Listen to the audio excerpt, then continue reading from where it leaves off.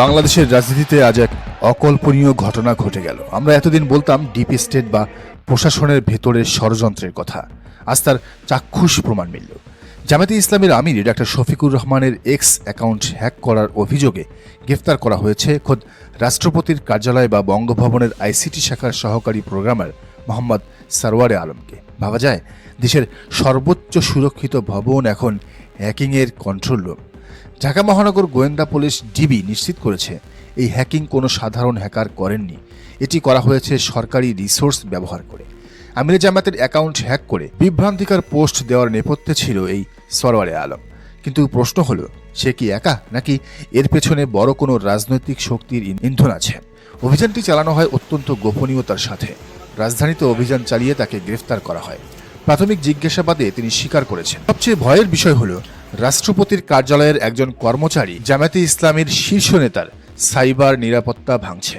এটা কি শুধুই ব্যক্তিগত আক্রোশ, নাকি এর পেছনে আছে বিএনপির কোনো অদৃশ্য হাত? অনেকে ভাবছেন হ্যাকাররা হয়তো পাসওয়ার্ড ক্র্যাক করছে। না, আমিরে জামায়াতের অ্যাকাউন্ট সরাসরি ভেঙে ফেলা হয়নি। এখানে ব্যবহার করা হয়েছে সোশ্যাল ইঞ্জিনিয়ারিং এবং ফিশিং। সবচেয়ে বড় অস্ত্র ছিল বিশ্বাসযোগ্যতা। হ্যাকার ব্যবহার করেছে অ্যাসিস্ট্যান্ট প্রোগ্রামার @bangabhavan.gov.bd।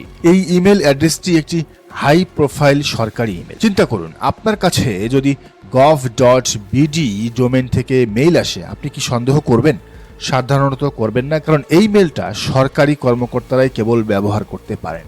আমিরের সোশ্যাল মিডিয়া ম্যানেজারকে টার্গেট করা হয়। মেইলে বলা হয়, আপনার অ্যাকাউন্টে অস্বাভাবিক লগ ইন হচ্ছে, ভেরিফাই না করলে অ্যাকাউন্ট সাসপেন্ড হবে। ভাষা ছিল হুবহু টুইটার সিকিউরিটি টিমের মতো। সেখানে একটি বাটন ছিল, ভেরিফাই অ্যাক্টিভিটি। এই বাটনে ছিল মরণফাঁদ। বাটনে ক্লিক করতেই ম্যানেজারকে নিয়ে যাওয়া হয় একটি নকল পেজে, দেখতে অবিকল এক্সের মতো লগ ইন পেজের মতো। সরল বিশ্বাসে সেখানে ইউজার নেম এবং পাসওয়ার্ড দেওয়া মাত্রই তা চলে যায় হ্যাকারের কাছে। কিন্তু এখানে শেষ নয়, টুইটারে 2 ফ্যাক্টর অথেন্টিকেশন চালু ছিল। তাহলে হ্যাকার ঢুকলো কিভাবে? এটা ছিল man in the middle attack. Manager যখন নকল পেজে পাসওয়ার্ড দিল, হ্যাকার তখন একই সময়ে আসল পেজে লগ ইন চেষ্টা চালালো। আমিরের ফোনে কোড এলো। নকল পেজটি তখন বলল, কোড দিন। ম্যানেজার ভাবলো এটা সিকিউরিটি চেক। তিনি কোডটি নকল পেজে দিলেন, আর হ্যাকার সেই কোড আসল পেজে বসিয়ে দিল। ব্যাস, কেল্লাফতে। হ্যাকার এখন অ্যাকাউন্টের ভিতরে। অপরাধী যত চালাকি হোক, ডিজিটাল ফুটপ্রিন্ট রেখে যায়। ডিবি পুলিশ প্রথমে মেইল সার্ভারের হেডার বিশ্লেষণ করে। সেখানেই দেখা যায় মেইলটি এসেছে বঙ্গভবনের সাবডোমেন থেকে, অর্থাৎ হ্যাকার নিজের অফিসিয়াল মেইল ব্যবহার করেই এই ক্রাইমটি করেছে। অতি আত্মবিশ্বাসী কাল হলো তার। বঙ্গভবনের আইসিটি শাখার লগ চেক করে দেখা যায় কোন কম্পিউটার থেকে ওই সময়ে মেইলটি গেছে। সেখানে ইউজার অ্যাক্সেস ট্রেইল ধরে সরওয়ারে আলমকে শনাক্ত করা হয়। প্রমাণ এতটাই মজবুত ছিল যে তাকে গ্রেফতার করতে ডিবিকে দ্বিতীয়বার ভাবতে হয়। কেন করলেন তিনি এটা? টাকা খেয়ে?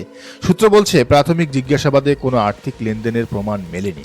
তিনি স্বীকার করেছেন, এটি ছিল ব্যক্তিগত রাজনৈতিক সমর্থন এবং সম্পর্ক নির্ভর সহায়তা। সোজা কথায় তিনি বিএনপির অন্ধ সমর্থক বা বিএনপির কোনো নেতার নির্দেশে তিনি এই কাজটি করেছেন। সরকারি চেয়ারে বসে দলের এজেন্ডা বাস্তবায়ন। অ্যাকাউন্টে ঢুকেই তিনি রিকভারি মেইল, ফোন নম্বর সবকিছু বদলে ফেলেন এবং সাথে সাথে দলীয় সিদ্ধান্তের বাইরে গিয়ে বিভ্রান্তিকর পোস্ট দেওয়া শুরু করেন। উদ্দেশ্য পরিষ্কার, নির্বাচনের আগে জামায়াতের মধ্যে ভাঙ্গন ধরানো এবং নেতাকর্মীদের বিভ্রান্ত করা। এটা ছিল বিএনপির একটি সুপরিকল্পিত সাইবার ওয়ারফেয়ার। আমিরে জামায়াতের রেশ কাটতে না কাটতেই নতুন খবর, জামায়াতের সেক্রেটারি জেনারেল মিয়া গোলাম পরোয়ারের টুইটারও হ্যাক হয়েছে। একই প্যাটার্ন, একই টাইমিং। এবং ইন্টারেস্টিং বিষয় হলো, এই হ্যাকিংয়ের খবর সবার আগে জানল ছাত্রদল নেত্রী মানসুরা। সাধারণত হ্যাকাররাই সবার আগে লিক বা হ্যাকিংয়ের খবর জানে। মানসুরা কিভাবে জানলো? তার মানে কি এই হ্যাকিং সিন্ডিকেটের সাথে ছাত্রদল সরাসরি জড়িত? সারওয়ারে আলম বঙ্গভবন থেকে টেকনিক্যাল সাপোর্ট দিচ্ছেন, আর মাঠ পর্যায়ে ছাত্রদল সেটা প্রচার করছে। এটি একটি অর্গানাইজড ক্রাইম সিন্ডিকেট। এই ঘটনা প্রমাণ করে বিএনপি ক্ষমতায় না থেকেও রাষ্ট্রযন্ত্র ব্যবহার করছে, সেটা অপব্যবহার করছে। তাদের লোক প্রশাসনে বঙ্গভবনে ঘাপটি মেরে আছে। তারা নির্বাচনে জিততে না পেরে এখন সাইবার সন্ত্রাসের পথ বেছে নিয়েছে। নেতাদের চরিত্র হনন, ফেক নিউজ ছড়ানো, এগুলোই এখন বিএনপির প্রধান অস্ত্র। আলতাফ হোসেন বলেছিলেন, ডিজিএফআই তাদের কাজ করছে। এখন দেখা গেল বঙ্গভবনের প্রোগ্রামাররাও তাদের কাজ করে দিচ্ছে। বিএনপির এই ডিপ স্টেট কানেকশন দেশের নিরাপত্তার জন্য হুমকি। সারওয়ারে আলমকে গ্রেফতার করা হয়েছে, কিন্তু তার মাস্টারমাইন্ড কে? কার নির্দেশে তিনি মেইল পাঠিয়েছিলেন? সেই বিএনপি নেতা কে? তাকে খুঁজে বের করতে হবে এবং ছাত্রদল নেত্রী মানসুরাকেও রিমান্ডে নিয়ে জিজ্ঞাসাবাদের আওতায় আনা উচিত। জামাত নেতাদের এবং সাধারণ মানুষকে সতর্ক হতে হবে। সরকারি মেইল দেখলেই বিশ্বাস করবেন না। বিএনপি এখন ডেসপারেট, তারা হ্যাকিং, গুজব সব করবে, কিন্তু সত্যের জয় হবেই। ডিবি পুলিশকে ধন্যবাদ এত দ্রুত অপরাধীদের ধরার জন্য। এখন দেখার বিষয় এই ষড়যন্ত্রের শেকড় কতদূর। হ্যাকার ধরা পড়েছে, ডিভাইসও জব্দ। ডিবি এখন তাকে রিমান্ডে নিয়ে জানবে তার পেছনের মাস্টারমাইন্ড কে, তারেক রহমান নাকি অন্য কেউ, সেটা সময়ের ব্যাপার। কিন্তু আজ আমরা পেছনের আলাপে যাব। এই হ্যাকটা কেন করা হয়েছিল? টাকা চাইতে না, করা হয়েছিল আমিরে জামাতের টুইটার থেকে নারীদের নিয়ে বাজে মন্তব্য করার জন্য। উদ্দেশ্য ছিল জামাতকে নারী বিদ্বেষী এবং ওয়ার্কিং ওমেনদের শত্রু হিসেবে চিহ্নিত করা। কিন্তু যারা এই নাটক সাজিয়েছিল তারা হোমওয়ার্ক করতে ভুলে গেছে। তারা যাকে নারী বিদ্বেষী সাজাতে চাইল তার ব্যক্তিগত জীবন এবং তার প্রতিপক্ষ তারেক রহমানের ব্যক্তিগত জীবনের তুলনা করলেই আসল সত্য বেরিয়ে আসে। চলুন আজ সেই তুলনাটা করি। ডাক্তার জোবাইদা রহমান বাংলাদেশের অন্যতম মেধাবী একজন নারী, যিনি বিসিএস স্বাস্থ্য ক্যাডারে সারা দেশে প্রথম হয়েছিলেন। ভাবা যায়, যে মেয়েটি সারা দেশের মেধা তালিকায় 1 নম্বর, তার কেরিয়ার কোথায়? তারেক রহমান কি তাকে সেখানে মেডিকেল প্র্যাকটিস করতে দিয়েছেন? না। বাংলাদেশের রাজনৈতিক কারণে তিনি প্র্যাকটিস করতে পারেননি মানলাম, কিন্তু লন্ডনে সেখানে তো কোনো বাধা ছিল না। সেখানে তিনি দিব্যি ডাক্তারি করতে পারতেন, মানব সেবা করতে পারতেন। কিন্তু তারেক রহমান কি চেয়েছেন? তার স্ত্রী বাইরে কাজ করুক, নাকি তাকে ফার্স্ট লেডি হওয়ার স্বপ্নে বিভোর করে ঘরের 4 দেয়ালে বন্দি করে রেখেছিলেন?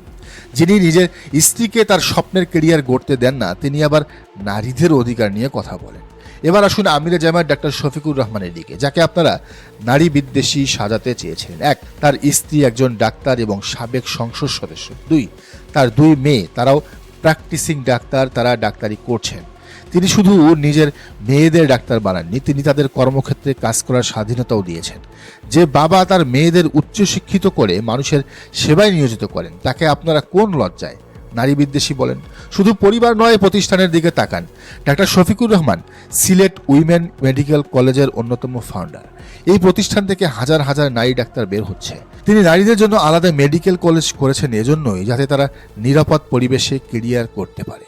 আর তারেক রহমান, তার অবদান কি? নিজের বউয়ের কেরিয়ার ধ্বংস করা ছাড়া নারীদের জন্য তিনি কি করেছেন? আজকের এই বিশ্লেষণের শেষ কথা, যারা হ্যাকিং করে প্রমাণ করতে চাইল জামাত নারীদের কেরিয়ারের শত্রু, তারা আসলে নিজেদের লেজটাই বের করে দিল। তারেক রহমানকে জিজ্ঞেস করুন, বস, আপনার স্ত্রী এত মেধাবী হওয়ার পরও কেন প্র্যাকটিস করেন না? কেন আপনি একজন বিসিএসএ ফার্স্ট হওয়া ডাক্তারকে শুধু তারেক রহমানের বউ পরিচয়ে বাঁচিয়ে রেখেছেন? ডাক্তার শফিকুর রহমান প্রমাণ করেছেন তিনি কথায় নন কাজে বিশ্বাসী। তার পরিবার এবং তার প্রতিষ্ঠান তার সাক্ষী। হ্যাকাররা পোস্ট দিতে পারে, কিন্তু বাস্তবতা বদলাতে পারে না। নারীরা আজ বুঝে গেছে কে তাদের হাতে স্টেথোস্কোপ তুলে দেয় আর কে তাদের ডিগ্রিকে আলমারিতে বন্দি করে রাখে। তারেক রহমান আগে নিজের ঘর সামলান, তারপর অন্যদিকে আঙ্গুল তুলবেন।